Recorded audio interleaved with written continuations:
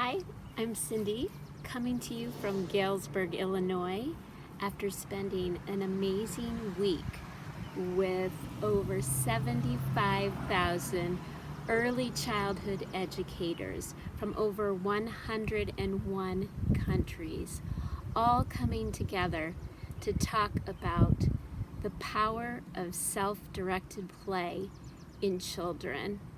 It was so amazing. You know, sometimes as an early childhood educator, we often feel alone, like we're in this all by ourselves. But this summit really ignited in me the passion and respect I have for the development of the child in our education system and in our homes.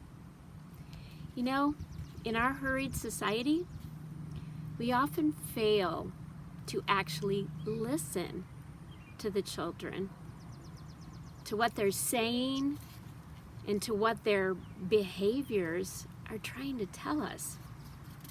I was blown away with this statistic that 80% of the sentences said to children by adults are commands, and that many of the questions we ask children are not genuine questions.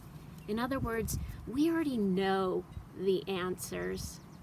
And I had to say, oops, I've been there and done that. And I'd like to be like Teacher Tom and go back into the classroom and tally mark on myself just how much of my conversation was really commands with children. I was reminded of the whole trust versus mistrust. I asked myself several questions. Do I really trust children to learn through their own investigations? Do I trust them enough to allow for what might be considered by adults risky play? Am I telling them that I think they're incompetent by directing their movement? Am I able to step back rather than rush in when conflict arises between children? Do my students have a sense of trust? Well, as fun as this was, I also had a time of lament when I realized just how much distrust there is in the field of education. The professional autonomy of teachers continues to be stripped away, and it has made its way down to the early years.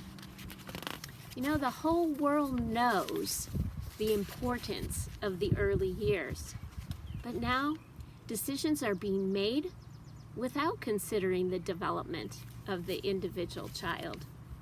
We saw that with our Common Core.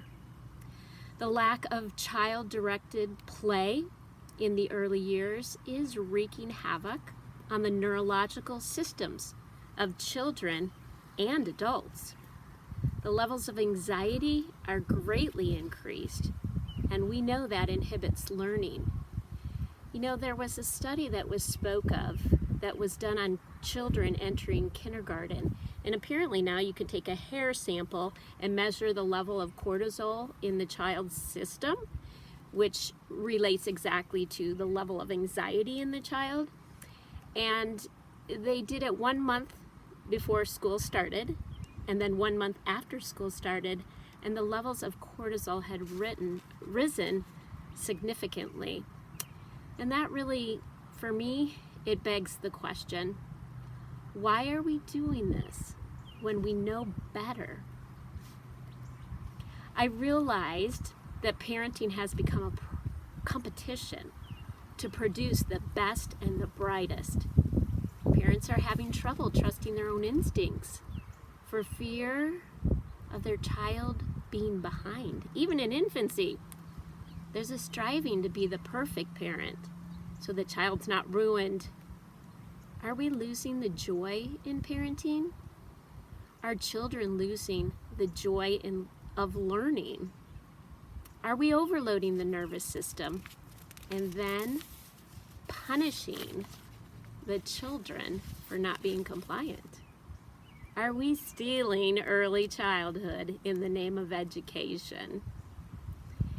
It was pointed out in the summit that hands-on learning is different than self-directed learning. That was kind of a big aha moment for me that I really hadn't thought much about. Children may be using hands-on materials and are being offered brain breaks to move, but once again, who is directing the learning? Recess has been taken away for many for the sake of learning. There really isn't much time for our young children to engage in self-directed learning, even though the research shows that's what they need. The question comes to my mind, is it really about children or about adults, states, and countries looking good? You know, a question that really struck me during the summit came from Dr. Konkbeyer, and I'm not sure if I'm saying that right, but she asked, where in our educational system are children being able to exercise control? We want them to be in control, but where in our system are they able to exercise control? She spoke of our educational system becoming a one-size-fits-all sausage factory, which gave me a chuckle, but also got me thinking. That really doesn't consider the individual rate of child development. I would like to be a part of learning where everybody gets what they need instead of getting the same. For me, I think it starts with parents and helping them to understand the power of self-directed play in the home. To be confident in loosening the reins, observing, engaging in conversation with their children, and then supporting their interests. This summit has encouraged one mama and I to start a Facebook group to discuss some of these reflections and encourage one another along the way. I may be retired from full-time teaching in the public school, but I never will be retired from early childhood education. And now I have colleagues all over the world to join me.